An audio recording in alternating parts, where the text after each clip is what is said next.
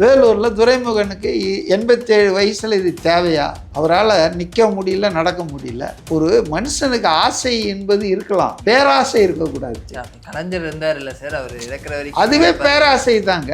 இறக்குற வரைக்கும் எந்த பதவியும் அவர் விடலையே, பையனு கூட கொடுக்கலையே. திமுக வந்துங்க இந்த தேர்தலை வாழ்வா சாவான்னு பார்க்குது. அப்போ கண்டிப்பாக அவங்க எல்லா விதமான அதிகாரத்தையும் மிஸ்யூஸ் பண்ணுவாங்கல்ல, அதை ஃபேஸ் பண்ணுறதுக்கு தயாராக இருக்கணும். மக்கள்கிட்ட அம்பலப்படுத்திக்கின்னு போயிட்டே இருக்கணும், கம்ப்ளைண்ட் மட்டும் பண்ணிகிட்டு இருக்கக்கூடாது. இது மாதிரி பண்ணுறாங்க, மக்களே பாருங்கள் இது சரியா. திமுக என்பது ஒரு குடும்ப கட்சிங்க. திமுக என்பது மக்கள் நலனில் அக்கறை இல்லாத கட்சி. விழுப்புரத்தில் ரொம்ப பேர் ரிப்பேர் ஆகிருக்கு, பொன்முடிக்குன்னா அவருக்கு சீட் கொடுக்க மாட்டாங்க.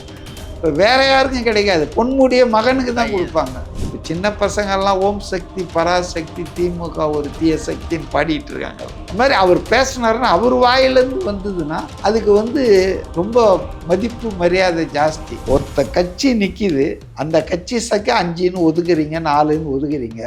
ஒதுக்கிட்டு நீ ஏன் சின்னத்தில் நில்லுன்றீங்களே, இதை விட அயோக்கி தானே. திமுக இப்படி தானே பண்ணியிருக்கீங்க. அவங்கெல்லாம் அடிமைகள் மாதிரி, கொத்தடிமைகள் மாதிரி தான். மெகா கூட்டணி வெக்கம் இல்லாமல் சொல்லியிருக்காரு யாரு முதல்வர். திமுக அனதர் மக்கள் நல கூட்டணியாக மாறக்கூடிய வாய்ப்பு இருக்குது.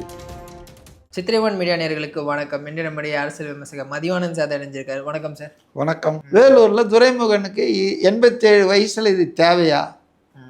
அவரால் நிற்க முடியல, நடக்க முடியல. ஒரு மனுஷனுக்கு ஆசை என்பது இருக்கலாம், பேராசை இருக்கக்கூடாது.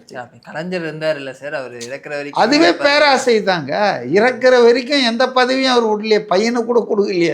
இறக்குற வரைக்கும் அவர் இவரை செயல் தலைவர் தான் வச்சிருந்தார். யார? ஸ்டாலின். அவர் செத்ததுக்கு அப்புறம் தான் இவர் தலைவர் ஆனார். அவர் பீரியடில் எதையுமே விடலையே. இதெல்லாம் தவறான முன்னுதாரணங்கள். நமக்கு ஒரு வயசாகிடுச்சுன்னா நம்ம அட்வைசரி ரோல் எடுத்துக்கணும், நம்ம செயல்படுற ரோல் எக்ஸிக்யூட்டிவ் ரோலில் இருக்கக்கூடாது. ஆனால் அரசியல்வாதிகள் பொதுவாக எல்லாம் சாவர வரைக்கும் இருந்தால் தான் பீச்சில் இடம் கிடைக்கும்னு வேற அது ஒரு பிளான் பண்ணுறாங்க. அதனால் என்னை பொறுத்த வரைக்கும் விஜய் இந்த இருக்கிற 21 நாளை முழுமையாக ப்ரொடக்டிவாக பயன்படுத்தணும், வேஸ்ட் பண்ணக்கூடாது. நிச்சயமாக இங்கே இருக்கிற அரசாங்கம் போலீஸ் அவருக்கு ஒத்துழைக்காது. இதை மனசில் வச்சுக்கிட்டு அதுக்கேற்ற மாதிரி முன்கூட்டியே எல்லாம் அனுமதி வாங்கிறது எல்லாத்துக்கும் இப்போயே செஞ்சிடணும். அதில் போய் 48 மணி நேரத்தில் 47.5 மணி நேரம் தான் ஆச்சுன்னுவாங்க, எல்லாம் செய்வாங்க. திமுக இந்த தேர்தலை வாழ்வா சாவான்னு பார்க்குது. அப்போ கண்டிப்பாக அவங்க எல்லா விதமான அதிகாரத்தையும் மிஸ்யூஸ் பண்ணுவாங்கல்ல, அதை ஃபேஸ் பண்ணுறதுக்கு தயாராக இருக்கணும். மக்கள்கிட்ட அம்பலப்படுத்திக்கின்னு போயிட்டே இருக்கணும், கம்ப்ளைண்ட் மட்டும் பண்ணிகிட்டு இருக்கக்கூடாது. இது மாதிரி பண்ணுறாங்க, மக்களே பாருங்கள் இது சரியா அப்படின்னு சொல்லி போயிட்டு. ஆனால் அவர் எல்லா இடத்துலையுமே நீங்கள் சொன்ன மாதிரி பட்டும் படாமல் தான் பேசுகிறார். அந்த ஒரு இஷ்யூவாக இருக்கட்டும், இல்லை அந்த பேர்கள் யாரோட பேரையும் சொல்ல மாட்டார், சிஎம் சார் மட்டும்தான் சொல்கிறாரு. ஸோ இந்த மாதிரியான விஷயங்கள் இன்னும் கொஞ்சம் அவர் டைரெக்டாக அடித்தா நல்லா இருக்குமா? அதான் நான் சொன்னேன், அந்தந்த மாவட்டத்தில் அந்தந்த அமைச்சர்களை கார்னர் பண்ணோம். அவங்க எவ்வளோ சொத்து சேர்த்துருக்காங்க, அங்கே இருக்கிற மாவட்டத்தில் இருக்கிறவங்களுக்கு தெரியும் இல்லை. ஏவாவேலு எப்படி இருந்தார், இப்போ எப்படி இருக்கிறாரு, எத்தனை யூனிவர்சிட்டிகள், எல்லாம் வேந்தர்கள் மாதிரி ஆயிட்டாங்க. அதனால் திமுக என்பது ஒரு குடும்ப கட்சிங்க. திமுக என்பது மக்கள் நலனில் அக்கறை இல்லாத கட்சி. இப்போ விழுப்புரத்தில் ரொம்ப பேர் ரிப்பேர் ஆகிருக்கு, பொன்முடிக்குன்னா அவருக்கு சீட் கொடுக்க மாட்டாங்க. இப்போ வேற யாருக்கும் கிடைக்காது, பொன்முடிய மகனுக்கு தான் கொடுப்பாங்க. அதே போல தான் நேரு திருச்சியில், அதே போல தான் துரைமுருகன் வேலூரில். இப்படி ஒரு சில குடும்பங்களினுடைய கூட்டமைப்பு தான் திமுக, மக்கள் கட்சி இல்லை. அது ஒரு 20-25 குடும்பங்கள் தான் எல்லாமே. நீங்கள் எப்படி சுற்றி பார்த்தாலும் கலைஞருக்கு மட்டும் 2 குடும்பம் இருக்கும், அதோடைய தனிப்பட்ட இல்லை 2 குடும்பத்திலேருந்து வாரிசு வரும். மற்ற குடும்பங்கள்லாம் ஒன்று இருக்கும். புரியுதுங்களா? நான் தனிப்பட்ட முறையில் எதுவும் சொல்ல. கனிமொழியும் இருப்பாங்க, ஸ்டாலினும் இருப்பார், இவரும் இருப்பார், உதயநிதியும் இருப்பார். ஸோ இன்பநிதியும் நாளைக்கு வரலாம். இப்போ குடும்ப அரசியலை மையமாக வச்சிருக்கிற அந்த கட்சிக்கு மக்கள் நலனிலோ பொது நலனிலோ எப்படி அக்கறை இருக்க முடியும்? அதெல்லாம் இப்போ பர்டிகுலராக போய் பேசினா தான் அது கொஞ்சம் மக்கள் மத்தியில் போகிறோம். இப்போ விஜய் ஒரு விஷயத்தை பேசுகிறாருன்னா இப்போ சின்ன பசங்கள்லாம் ஓம் சக்தி பராசக்தி திமுக ஒரு தீய சக்தின்னு பாடிட்டு இருக்காங்கல்ல, அது மாதிரி அவர் பேசினாருன்னா அவர் வாயிலேருந்து வந்ததுன்னா அதுக்கு வந்து ரொம்ப மதிப்பு மரியாதை ஜாஸ்தி. அவர் வந்து என்ன செய்யக்கூடாதுன்னா தனக்கு ஈக்குவலாக சிஎம் சார் தான் 2 பேருக்கு இடையே தான் போட்டி அப்படிலாம் பார்க்கக்கூடாது. In war and love everything is fair. இது வார் தான், எலெக்ஷன் இல்லை, இது it is going to be a war. அதனால் அவர் வந்து ஸ்டாலினுக்கு கீழே நான் பார்க்க மாட்டேன் அப்படின்லாம் பேசக்கூடாது. அப்படிலாம் அரசியலில் அதெல்லாம் உங்களை எதிர்க்க எவன் வந்தாலும் அவனை எதிர்த்து பேசணும். அப்போ அந்த அடிப்படையில் அவர் அந்த ஒரு பாராமீட்டர் வச்சிட்டு இருக்காருல்ல, ஸ்டாலின் சார் அதுக்கு கீழே அவரை கேட்டால் அவர் தானேங்க முதலமைச்சர்னார். அது மாநில அளவில் அவர் ஓகே. ஒவ்வொரு மாவட்டத்திலையும் ஒரு ஒரு கிராதகர்கள் இருக்காங்க இல்லையா, திருவண்ணாமலைனா ஏவாவேலு, இப்படி ஒவ்வொரு மாவட்டத்திலையும் இருக்காங்க இல்லையா. அப்போ அவங்கள பற்றி நீங்கள் ஸ்பெசிஃபிக்காக பேசாமல் அது நம்ம லெவலுக்கு ரொம்ப கம்மி, நம்ம இந்த லெவலில் தான் இருக்கணும்னா அரசியலில் நேற்று வந்தால் கூட ஆளை கூட நீங்கள் எதிரியாருன்னா எக்ஸ்போஸ் பண்ணணும். அதெல்லாம் கொஞ்சம் அவர் மாற்றிக்கணும்னு நான் நினைக்கிறேன். அதுமாதிரி சார் தாவேக்காவினுடைய வேட்பாளர்கள் பல இடங்களில் குற்ற சம்பவங்கள் பண்ணியிருக்காங்க அப்படின்ற மாதிரியான விஷயங்கள்லாம் வருது சார்.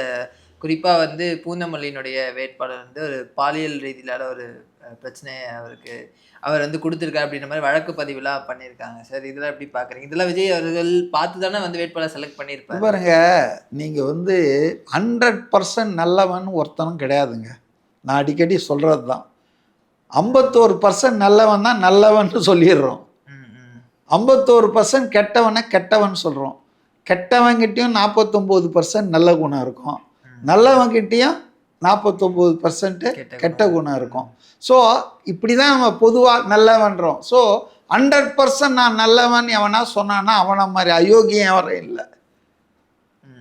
மனிதர் பாதி மிருகம் பாதின்னு சொல்லுவாங்க இல்லையா, அந்த மாதிரி எல்லாருக்கிட்டையும் என்ன எலிமெண்ட் ஆஃப் க்ரைம் இருக்கும், எலிமெண்ட் ஆஃப் இது ஏமாத்து வேலை இருக்கும், எல்லாருக்கும். ஆனால் என்னன்னா வள்ளுவர் சொன்ன மாதிரி குணம் நாடி குற்றம் நாடி அவற்றுள் மிகை நாடி மிக்க கோளல்.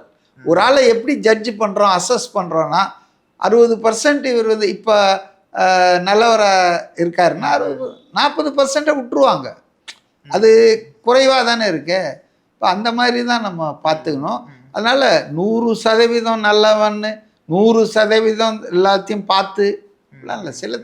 சில விஷயங்கள் விடுபடலாம், அவர் கவனத்துக்கு வந்து இருக்காமல் இருக்கலாம், இல்லை இந்த சம்பவமே உண்மை இல்லாமல் இருக்கலாம், இட்டு கட்டி இந்த நேரத்தில் கிளப்புவாங்க சில தேர்தலில் பழி வாங்கிறதுக்காக, இது மாதிரியும் இருக்கலாம். பட்டு இதெல்லாம் பெட்டி மேட்டர்ஸுங்க, இதுக்கும் அரசாங்கத்துக்கும் சம்மந்தம் இல்லை.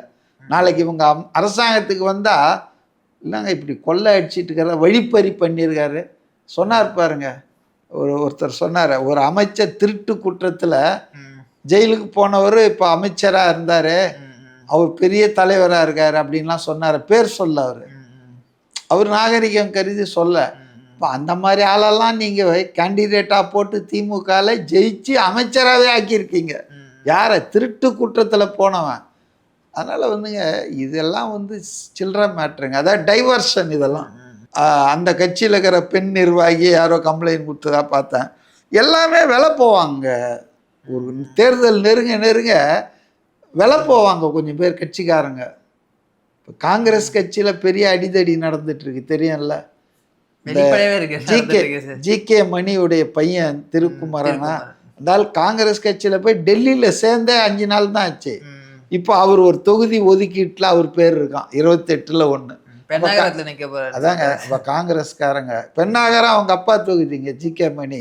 இப்போ அவர் இல்லை சார், அவர் எங்கே இல்லை கட்சியில் இருக்காரு, ராமதாஸ் அவர்கள் இதில் தானே சார் இருக்காரு. அதாங்க. ஆனால் அவர் நிற்க மாட்டாரா என்னன்னு தெரியாது.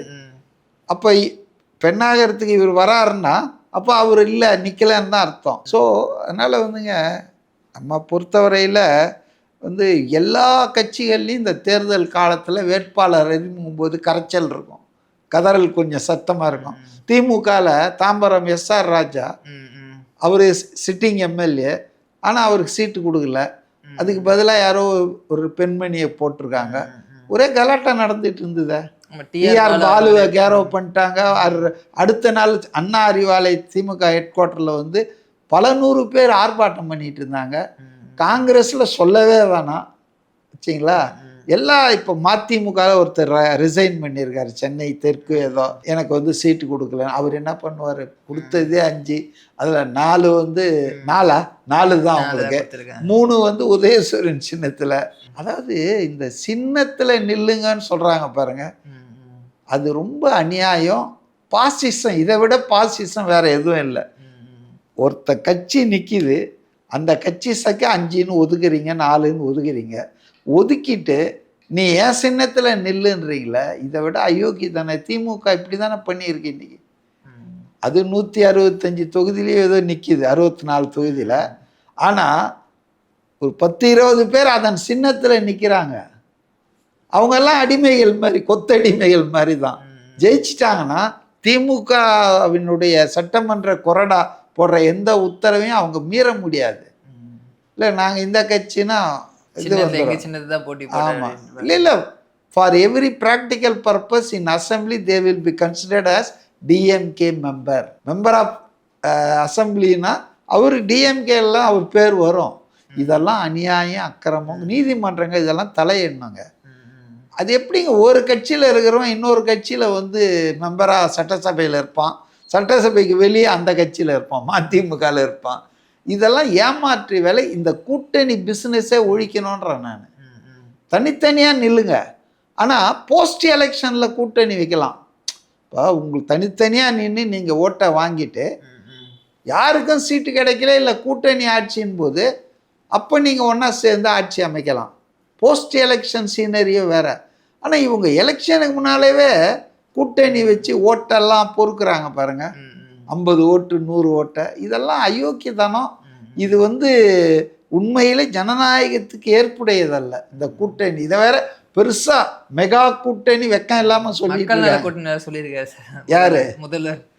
அது கிண்டல் பண்ணுறதுக்காக. மக்கள் நல கூட்டணி வந்து ஒரு ஃபெயிலியர் ஆச்சு இல்லையா? மதிமுக, தேமுதிக, இடதுசாரிகள், விசிகாலாம் சேர்ந்து. அதாவது இவங்க எங்கே போனாலும் அந்த கூட்டணி அது முடிஞ்சிடும்ன்றது.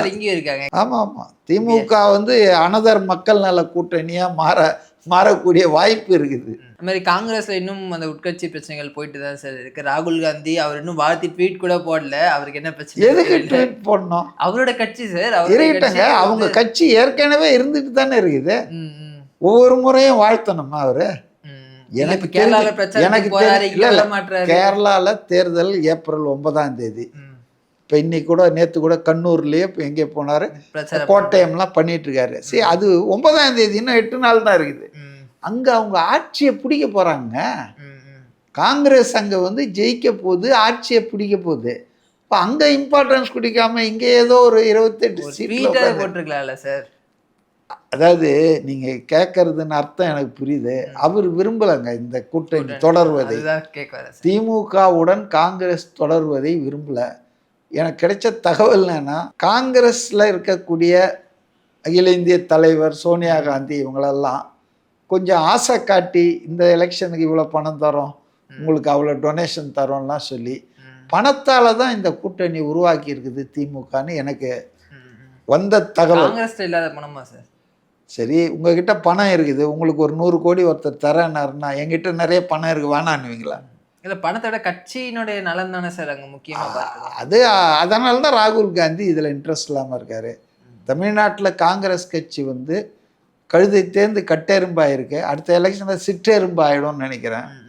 அது இவர் தெரிஞ்சு தான் கட்சி இண்டிபெண்ட்டாக இருக்கணும், ஒரு நிறைய இடத்துல போட்டி போடணும், கட்சியினுடைய இது பரவலாக்கணும்னு சொல்லி அவர் விரும்புகிறாரு. ஆனால் மல்லிகார்ஜுன் கார்கேவும் சோனியா காந்தியும் வந்து ப்ராக்மேட்டிக் பொலிட்டீஷியன்ஸு. அவங்களுக்கு வந்து எதுக்கு இதை விட்டுட்டு போகணும், அவங்க காசும் தராங்க, நோட்டும் தராங்க, சீட்டும் தராங்க, விஜய் ஒன்றுமே தரமாட்டார். அதனால் வந்து அவங்க வந்து ப்ரெஷர் பண்ணிட்டாங்க.